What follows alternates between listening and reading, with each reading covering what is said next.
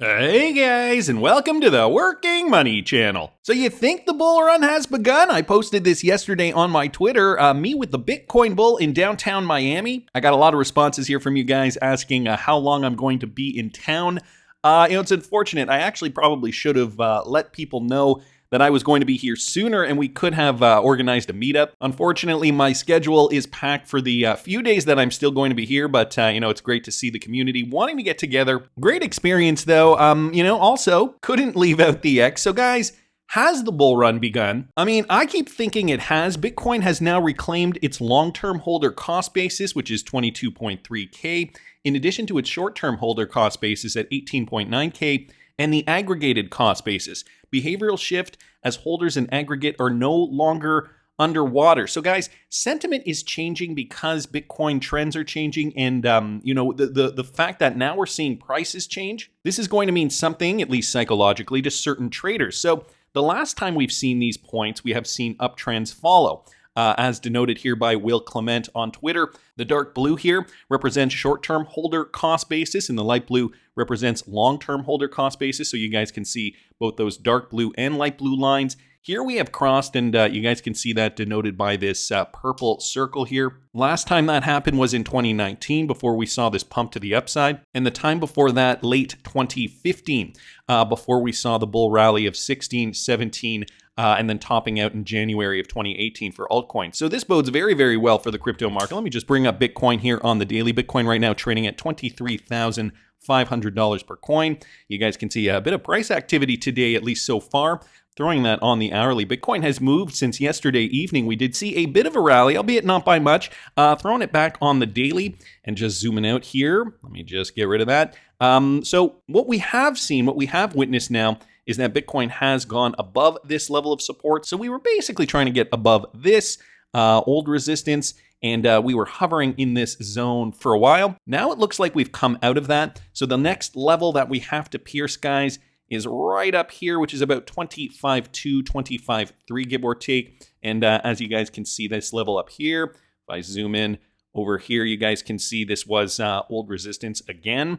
But also old support from back in here when we wicked down back in May of 2022. So we're looking to get above this level now. This is 25.3, give or take. And as I was mentioning, Bitcoin is right now trading at about 23.4. So getting very, very close. Bringing up XRP, guys, on the chart. XRP, well, I mean, it's moving, albeit not by much. XRP right now trading at about 41.1. Kind of in line with the crypto market. Bitcoin, obviously, one of the bigger movers in the last 24 hours at 2.26. Ethereum at 1.65. We got BNB coin 3.06% to the upside. XRP is only up about 0.32%. So not too much movement for XRP. Nevertheless, crypto market settling down a bit after a wild ride beginning this month, 2023, a good kickoff to the year. I mean, I really hope this trend continues considering what we're getting out of the White House. This one from Michael Branch here in a new government document. The White House's Office of Science and Technology Policy, or the OSTP, is asking for the public's help in identifying key areas of the crypto industry that need more research and development.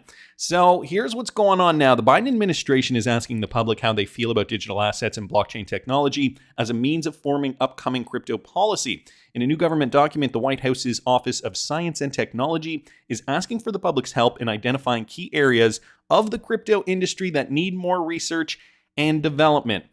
Why are they asking the public? Shouldn't they have experts that focus in on this? Here's a quote. The OSTP requests public comments to help identify priorities for research and development related to digital assets, including various underlying technologies such as blockchain, distributed ledgers, decentralized finance, smart contracts, and related issues such as cybersecurity and privacy. And then they give examples here: cryptographic foundations and quantum resistance, programmability, and sustainability. I don't know what kind of general public citizen is going to know enough about this kind of stuff to, voice concerns, to feel confident enough to voice concerns. I feel like they'd have to get people that are at least somewhat versed in the crypto sphere to, maybe kind of address some of these comments. Perhaps YouTubers, others that work directly in crypto, maybe people who at least do research on the topic. But, to ask the general public these questions, don't know. In the document, the White House also asks the public which sectors of the market they believe virtual assets are harming.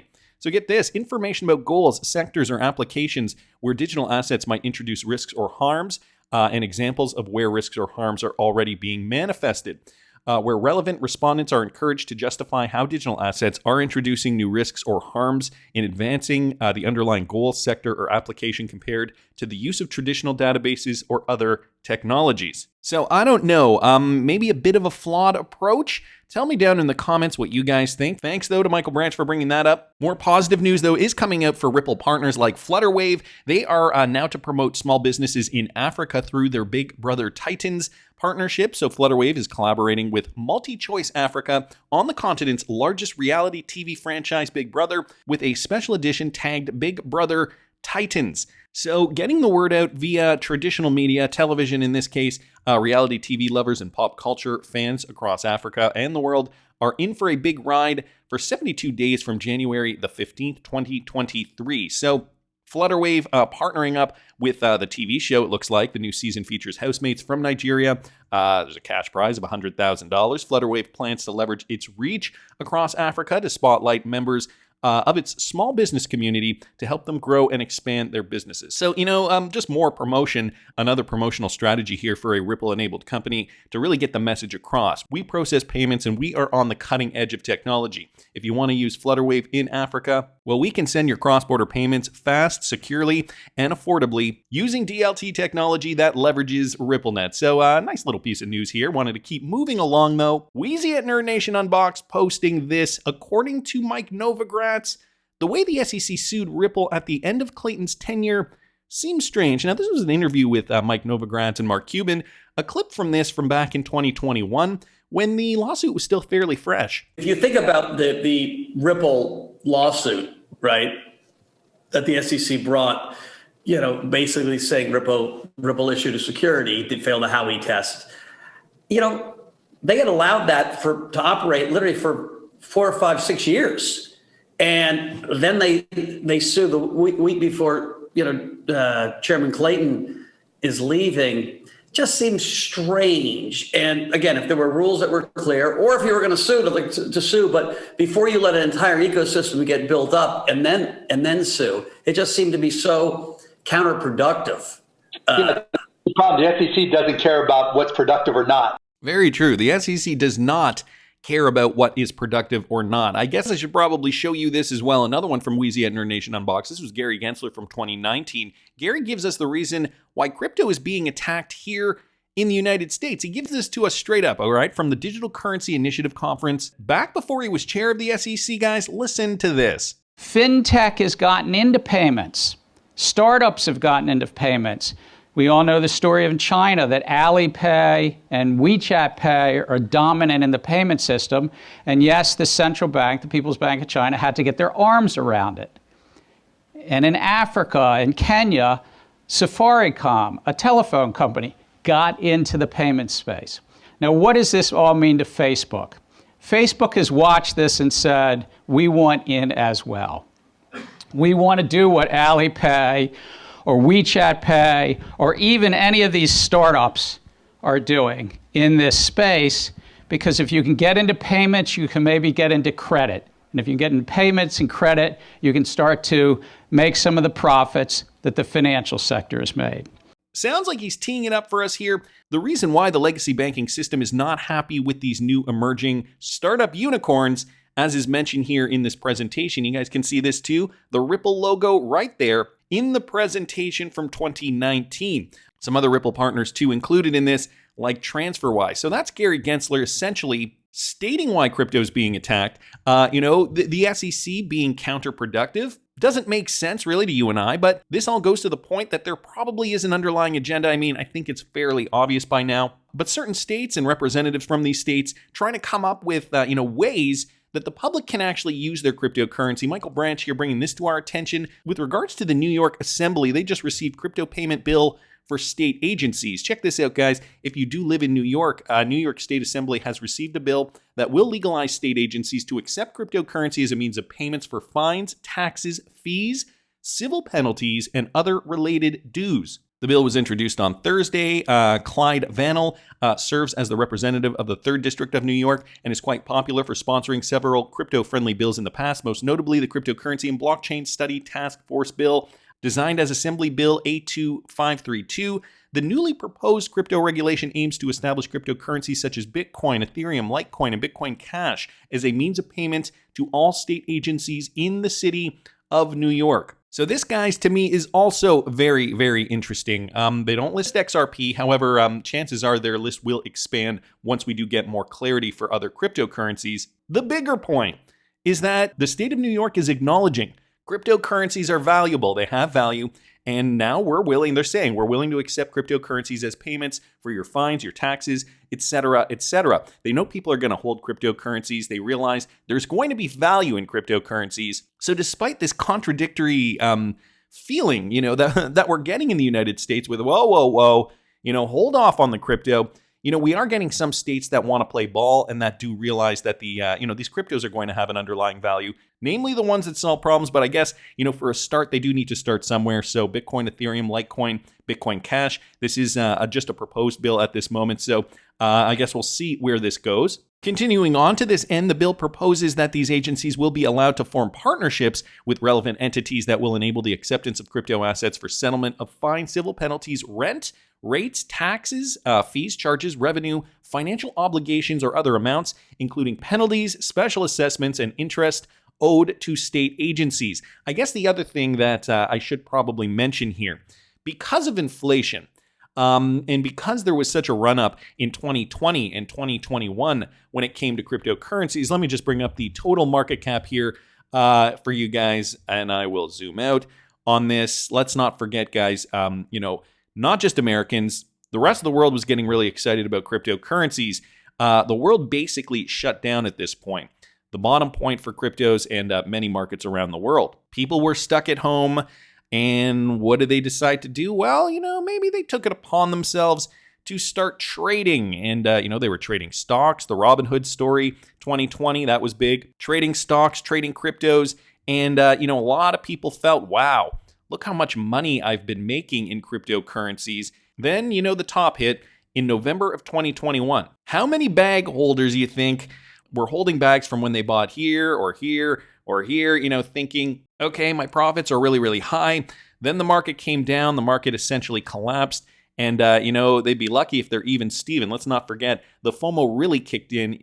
The FOMO really kicked in 2021 when we were already probably halfway through this. So that would have been in and around here. The beginning of 2021 was right in and around here. So you got to think there are likely a lot of people that are holding cryptocurrency that, think of it as, this is an investment that I could keep holding. Otherwise, if my state is allowing me to pay my fines and civil penalties, rents, rates, whatever it is, maybe I can use some of that money to pay that off, especially now that inflation is getting so high. Groceries, gas bills, gasoline for your car, everything is getting so much more expensive that, they're thinking to themselves, okay, well, I can't buy groceries with cryptocurrency, so instead I'm going to pay something else, my property taxes, for example, with cryptocurrency. All part and parcel, guys, to the way the world is moving. Even in South Korea, we are seeing something interesting. I don't know if I like this too much, but it is interesting. They're deploying a cryptocurrency tracking system in 2023. So a virtual currency tracking system will be used to monitor transaction history, extract information related to transactions, and check the source of funds before and after remittance. Interesting. The Ministry of Justice in South Korea just announced a plan to introduce a crypto tracking system, and this is to basically monitor crypto transactions, guys. Here is Wu Blockchain, a tweet with the announcement. The South Korean Ministry of Justice will introduce a cryptocurrency tracking system in the first half of this year to strengthen the tracking of money laundering and recovery of criminal proceeds using cryptocurrencies. So they're stating that it is to, basically thwart money laundering. But what else could this kind of technology be used for? Obviously, akin to a central bank digital currency, if the government can see all the transactions that are going on with cryptocurrencies, I guess they have to tap into the exchanges in this case in order to get this information. Just continuing here, while the system is slated to be deployed in the first half of 23, the South Korean minister shared plans to develop an independent tracking and analysis system in the second half of the year. A rough translation of the ministry's statement reads, in response to the sophistication of crimes, we will improve the forensic infrastructure. We will build a criminal justice system that meets international standards. So maybe they're also going to create something similar to the SWIFT system, or if not that, maybe a central bank digital currency or a stablecoin connected to the Korean won. Just a few options there, but I think the bigger point here, all these countries now, a lot of countries around the world are looking to be able to track cryptocurrency transactions. So self-custody, still a very, very good option. Transacting from peer-to-peer on your Ledger Nano or something similar. This is really the only way to keep anonymous. So if you guys don't have a Ledger yet, I do have an affiliate link in the description. You can use it if you want. You don't have to use it. I think more and more, though, moving into the future, this is going to be more and more important. Human beings, I think, by nature, are still going to want some degree of anonymity. And so, even if you have, if your government says, okay, you have to pay X, Y, and Z in central bank digital currency, and, so you're kind of strong-armed into doing it. I mean, sure, do a little bit. Let them see that you're a good little boy or girl, but at the same token, I don't think it's a bad idea to have more crypto secured in cold storage. Anyway, gonna keep moving, guys. Transparency. This is a clip of Brad Garlinghouse from a recent Twitter Spaces talking about transparency and also discussing this clip, putting Joe Lubin under the microscope. Transparency. Look, I mean, there's a kind of well retweeted clip of me on stage with Joe Lubin at the World Economic Forum a few years ago. And, frankly, Joe's going after me about some of the same questions you're asking me. And I said, wait a minute, Joe, how much ETH does Consensus own? He wouldn't answer. How much ETH that has Consensus sold? He wouldn't answer. So look, transparency is our friend. And I think I would challenge the whole industry just to be more transparent, whether you are Consensus and you own a lot of ETH, and I think to this day we don't know how much, or you're a project like Libra that just has one. You are the token. I think transparency is our friend. Transparency in this industry is, I think, the only way, really, a company can thrive in this current climate. Regulators are scratching their heads. Government officials are, questioning how do we get this done properly. And so, the companies that are the most transparent, as Brad Garlinghouse said, Joe Lubin would not answer the question as to how much Ethereum Consensus owned. That's a bad sign. Obviously, we know Ripple's always been transparent, has been since the beginning. And this is why they're kind of front and center in terms of, the crypto race for supremacy. Thanks to Riz XRP just for posting that. I want to keep moving along, guys, because this news just dropped from Leonidas here on Twitter. As per the PM of Montenegro, the nation launched a pilot project to build the first digital currency or stablecoin for Montenegro in cooperation with Ripple and the central bank. So there was an article here, and it is in Bosnian. I think this is Bosnian. So I decided to translate that over here. Ripple and CBCG launched a pilot project to build the first digital currency for Montenegro.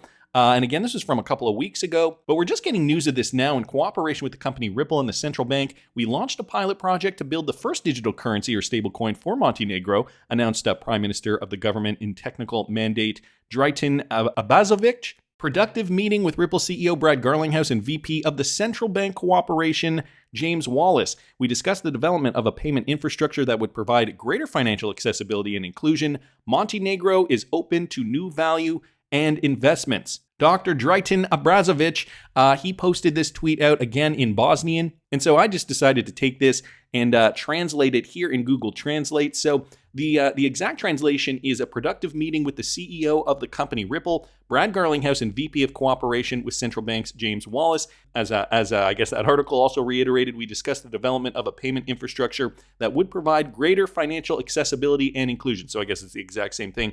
Montenegro is open to new value and investments. And then there was a second tweet just down here. And this one says, in cooperation with Ripple and the central bank, we launched a pilot project to build the first digital currency or stablecoin for Montenegro. Boom goes the dynamite. Brad, why didn't you tell us about this? Here we've got James Wallace, Brad Garlinghouse here sitting at a table. Looks like they are negotiating, and this would have happened over the week that they were there in Davos. So some new great Ripple news here. Another stablecoin, another central bank, and another country they are working with. The list keeps growing and growing. The bear market clearly has not affected Ripple at all. These are all good signs to be paying attention to focus on the coins that are really going to have true value in the future. That's just my opinion, but I want to hear what you guys think. Please subscribe to the channel if you haven't already. Like the video if you like the content I'm providing. I always love hearing your comments.